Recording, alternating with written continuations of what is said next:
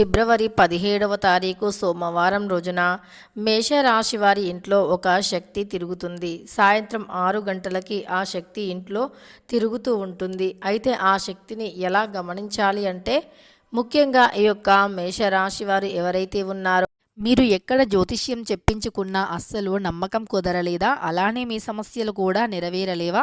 అయితే ఒక్కసారి ఈ యొక్క గురువుగారిని నమ్మకంతో సంప్రదించి చూడండి. ఖచ్చితంగా మీ సమస్యలన్నీ కూడా 24 గంటల్లోనే తీరిపోతాయి. శ్రీ వారాహిదేవి జ్యోతిష్యాలయం, పండిత్ నంబూదరి, అలానే వశీకరణ స్పెషలిస్ట్ కూడా.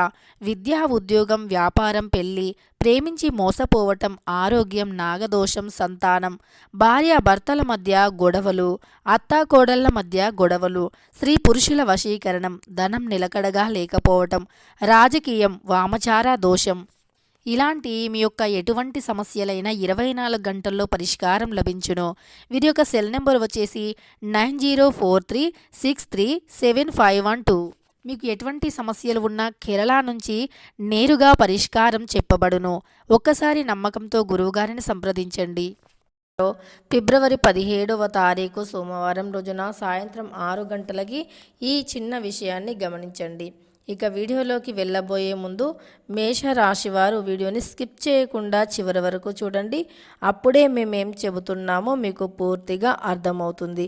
ఇక వీడియోలోకి వెళితే గనక మేషరాశి వారు అంటే మేషరాశి వారి యొక్క వారి గుణగణాలను తెలుసుకుందాం. మేషరాశి అనేది రాశి చక్రంలో మొట్టమొదటి రాశి.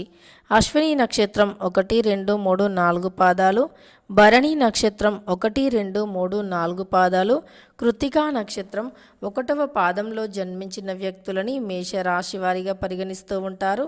ఈ రాశ్యాధిపతి వచ్చి కుజుడు. ఇక మేషరాశి వారు ఎవరైతే ఉన్నారో ఈ రాశి వారి లక్షణాలు చాలా బాగుంటాయి. ఈ రాశిలో జన్మించినటువంటి వ్యక్తులు ఎవరిని కూడా మోసం చేయరు. మోసపోవటమే తప్ప మోసం చేయటం అనేది తెలియదు. వీరు చాలా తెలివిని కలిగినటువంటి వ్యక్తులు. కొన్నిసార్లు వీరి యొక్క తెలివితేటలను కోల్పోతూ ఉంటారు. ఆలోచించకుండా, ఆచితూచి తీసుకోకుండా చేసే పనులు, ఆలోచించకుండా అలానే ఆచితూచి నిర్ణయాలు తీసుకోకుండా ఏ నిర్ణయం పడితే అది తీసుకోవటం వల్ల వీరికి కొంత ముప్పు జరుగుతుంది. కనుక ఆలోచించి నిర్ణయాలను తీసుకోవాలి.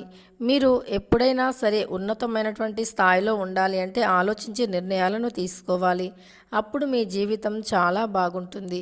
అదేవిధంగా ఈ యొక్క మేషరాశి వారి ఇంట్లో మరి ఏ శక్తి తిరుగుతూ ఉంది అంటే, ఖచ్చితంగా వీరి ఇంట్లో ఒక లక్ష్మీదేవి తిరుగుతూ ఉంది. అయితే లక్ష్మీదేవి తిరుగుతుంది అని ఎలాంటి సంకేతాల ద్వారా తెలుస్తుంది అంటే, సాయంత్రం 6 దాటిన తర్వాత ఇంట్లో ధూపం వేయకపోయినా మంచి సువాసన వచ్చినట్లు అయితే, ధూపం వేసినట్లు సువాసన వచ్చినట్లు అయితే ఆ ఇంట్లో లక్ష్మీదేవి తిరుగుతుంది అని అర్థం. అలానే సాయంత్రం సమయంలో గజ్జెల శబ్దం, ఇంట్లో ఎవరు గజ్జెల శబ్దంతో నడవకపోయినా, ఎవరు లేకపోయినా గజ్జెల శబ్దం అనేది వస్తుంది అంటే ఆ ఇంట్లో లక్ష్మీదేవి ఉంది అని గ్రహించుకోవాలి. ఇక మేషరాశి వారి ఇంట్లో లక్ష్మీదేవి ఉంటే ఈ విధమైనటువంటివి సంకేతాలు వస్తాయి. అలానే పదే పదే గోమాత ఎవరి ఇంటి ముందుకు అయితే వస్తుందో ఆ ఇంట్లో కూడా లక్ష్మీదేవి ఉంది అని గ్రహించుకోవాలి. ఆ ఇంట్లో లక్ష్మీదేవి తిష్ట వేసుకొని కూర్చుంది అని గుర్తుంచుకోవాలి. ఇక అదేవిధంగా ఇక గోమాత ఇంటి ముందుకు వస్తే ఆ గోమాతకి ఏదైనా ఒక ఆహారాన్ని పెట్టాలి. ఇలా ఆహారాన్ని పెట్టడం వల్ల లక్ష్మీదేవి మన ఇంట్లో నుండి ఎక్కడికి వెళ్లకుండా స్థిరంగా ఉంటుంది. అంతేకాదు గోమాత యొక్క అనుగ్రహం కూడా కలుగుతుంది. గోమాత యొక్క అనుగ్రహంతో, లక్ష్మీదేవి యొక్క అనుగ్రహంతో డబ్బుకి లోటు అనేది ఉండదు. కటిక దరిద్రాలు కూడా తొలగిపోయి అష్ట ఐశ్వర్యాలు కలిసి వస్తాయి. కోటీశ్వరులుగా మారుతారు. ఈ యొక్క మేషరాశి వారు తెలుసుకున్నారు కదా, మేషరాశి వారికి ఏ విధమైనటువంటి అంటే వారి ఇంట్లో ఎలాంటి శక్తి తిరుగుతుంది అని. వీడియో నచ్చితే లైక్ చేయడం మర్చిపోకండి. ఇలాంటి ఎన్నో వీడియోస్ కోసం ఛానల్ని తప్పకుండా సబ్స్క్రైబ్ చేసుకోండి.